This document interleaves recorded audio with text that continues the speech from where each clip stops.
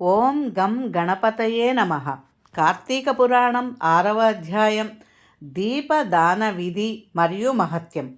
ఓ రాజశ్రేష్ఠుడా, ఏ మానవుడు కార్తీక మాసము నెల రోజులు పరమేశ్వరుని శ్రీ మహావిష్ణువును పంచామృత స్నానము చేయించి కస్తూరి కలిపిన మంచి గంధపు నీటితో భక్తిగా పూజించునో అట్టి వానికి అశ్వమేధ యాగము చేసినంత పుణ్యము దక్కును. అటులనే ఏ మానవుడైనాను కార్తీక మాసమంతయు దేవాలయమునందు దీపారాధన చేయునో వానికి కైవల్యము ప్రాప్తించును. దీపదానము చేట ఎట్లనగా పైడి ప్రత్తి తానే స్వయముగా తీసి శుభ్రపరచి వత్తులు చేయవలెను. వరిపిండితో కానీ గోధుమ పిండితో కానీ ప్రమిదను చేసి ఒత్తులు వేసి ఆవు నెయ్యి వేసి దీపములు వెలిగించి ఆ ప్రమిదను బ్రాహ్మణునకు దానమియ్యవలను. శక్తి కొలది దక్షిణ కూడా ఇవ్వవలను. ఈ ప్రకారముగా కార్తీక మాసమందు ప్రతి దినము చేసి ఆఖరి రోజున వెండితో ప్రమిదను చేయించి బంగారముతో వత్తిని చేయించి ఆవు నెయ్యి నిండుగా పోసి వెనుక చేసిన ప్రకారముగా గోధుమ పిండితో ప్రమిదను చేసి ఆవు నెయ్యి పోసి దీపం వెలిగించి ఈ నెల రోజులు దానము చేసిన బ్రాహ్మణునికే ఇది కూడా దానమిచ్చిన ఎడల సకల ఐశ్వర్యములు కలుగుటయే కాక మోక్ష ప్రాప్తి కలుగును. దీపదానము చేయువారు ఇట్లు వచింపవలెను. సర్వజ్ఞానప్రదం దివ్యం సర్వసంపత్సుఖావహం దీపదానం ప్రదస్యామి శాంతిరస్సు సదా మమ అని స్తోత్రం చేసి దీపదానము చేయవలెను. దీని అర్థమేమనగా అన్ని విధముల జ్ఞానము కలిగించున్నదియు సకల సంపదలను నిచ్చున్నదగు ఈ దీపదానమును చేయుచున్నాను, నాకు శాంతి కలుగుగాక అని అర్థం.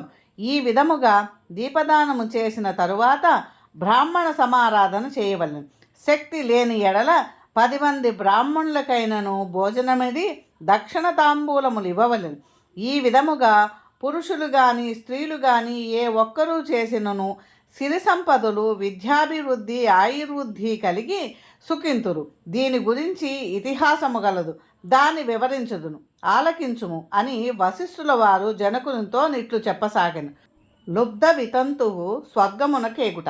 పూర్వకాలమున ద్రవిడ దేశమునందొక గ్రామమున ఒక స్త్రీ గలదు. ఆమెకు పెండ్లి అయిన కొలది కాలమునే భర్త చనిపోయాను. సంతానము కానీ ఆఖరికి బంధువులు కానీ లేరు.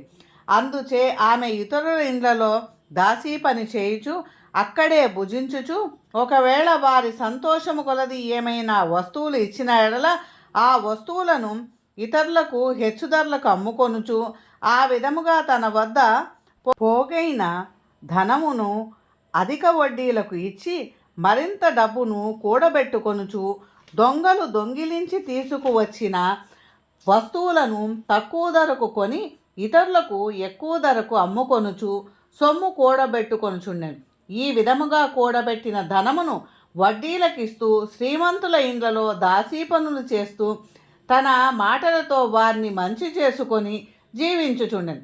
ఎంత సంపాదించిననేమి ఆమె ఒక్క దినము కూడా ఉపవాసము కానీ దేవుని మనసారా ధ్యానించుట కానీ చేసి ఎరుగదు. పైగా వ్రతములు చేసేవారిని తీర్థయాత్రలకు వెళ్ళు వారిని చూచి అవహేళన చేసి ఏ ఒక్క బిచ్చగాడికి పిడికడు బియ్యము పెట్టక తాను తినక ధనమును కూడబెట్టుచుండెను. అటుల కొంతకాలము జరిగింది.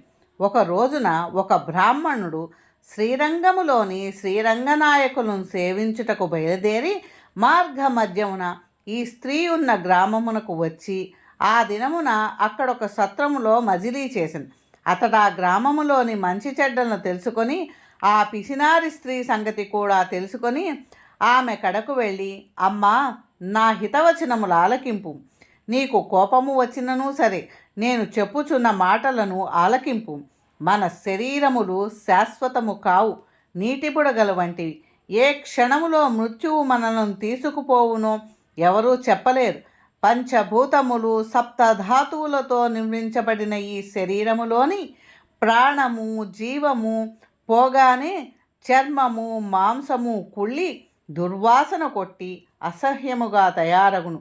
అటువంటి ఈ శరీరాన్ని నీవు నిత్యమని భ్రమించుచున్నావు. ఇది అజ్ఞానముతో కూడిన దురాలోచన తల్లి. నీవు బాగా ఆలోచించుకొనుము. అగ్నిని చూచి మిడత దానిని తినేద్దామని భ్రమించి దగ్గరకు వెళ్ళి భస్మమగుచున్నది.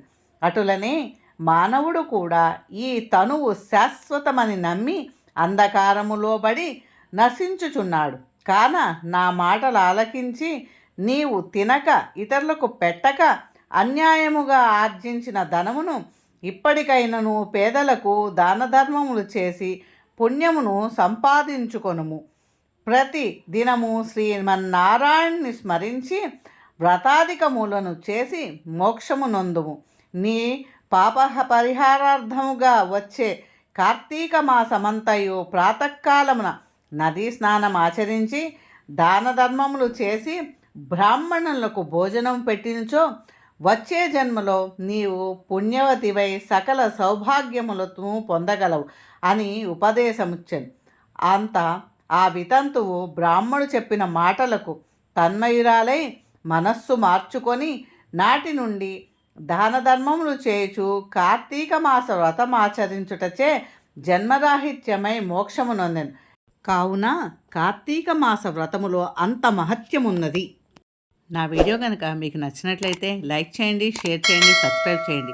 పక్కనే ఉన్న గంట సింబల్ని ప్రెస్ చేయండి. అప్పుడే నేను పెట్టిన వీడియోలు మీకు నోటిఫికేషన్లో వస్తాయి. Thank you.